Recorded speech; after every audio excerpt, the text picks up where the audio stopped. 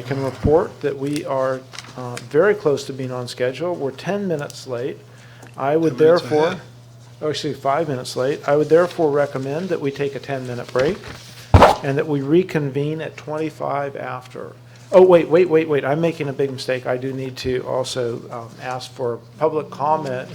And since this is where we discuss things that the committee is going to be considering, this is an important area for us to entertain public comment. So please, apologies for my... We all forget.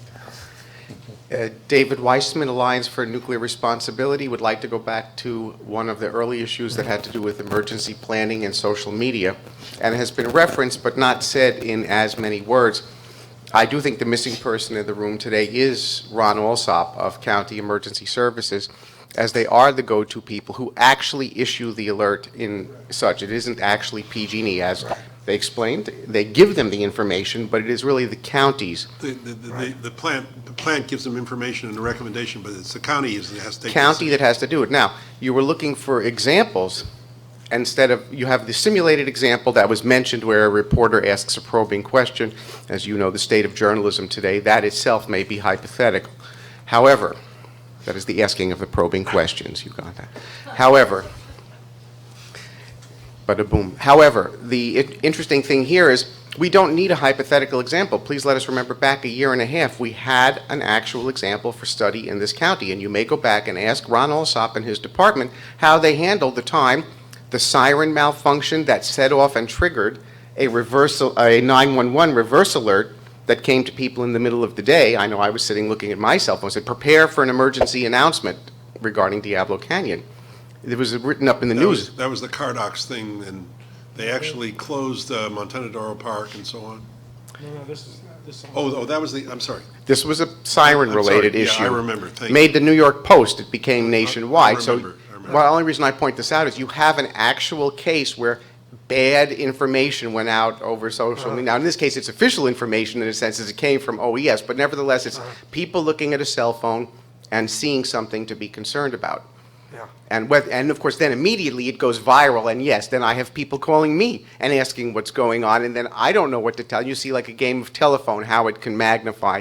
So I will only say is you might want to consult with Mr. Alsop's department and ask them how they handled curtailing the rumor mill on that particular issue. That's good advice. And that's one you can look at that's real and not hypothetical. I also know that PG&E has said that they looked at how this situation was handled at the death of Michael Jackson. But may I also again suggest, drawn from, well, I don't want to say that wasn't real life. It certainly was, although fantastical in nature. But No, it was real enough.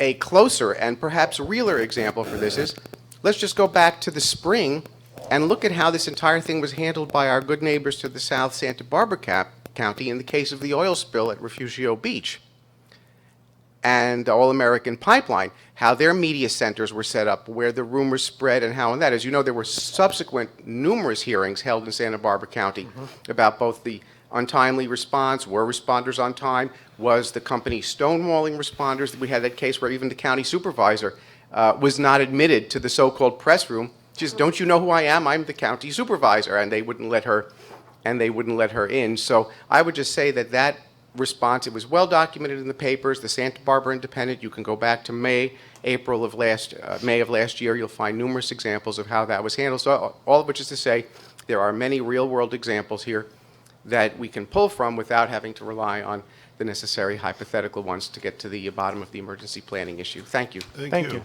That's and outstanding advice. One more thing, why that matters, and I'm sure I arrived a moment late in the meeting, but I know as is your policy, you're always want to point out the people who represent elected officials in the room. And I see Ms. Aguniga, She left. she was here, and I do hope that she was acknowledged. She's the senator.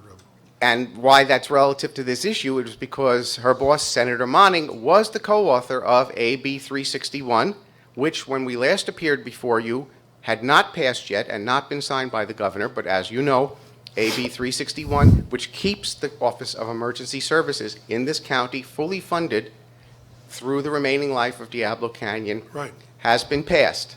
That was the Alliance sponsored that bill, and so now Mr. Alsop will be available for the next 9 to 10 years to continue to discuss these issues with you. You have to ask Ron that. Thank you.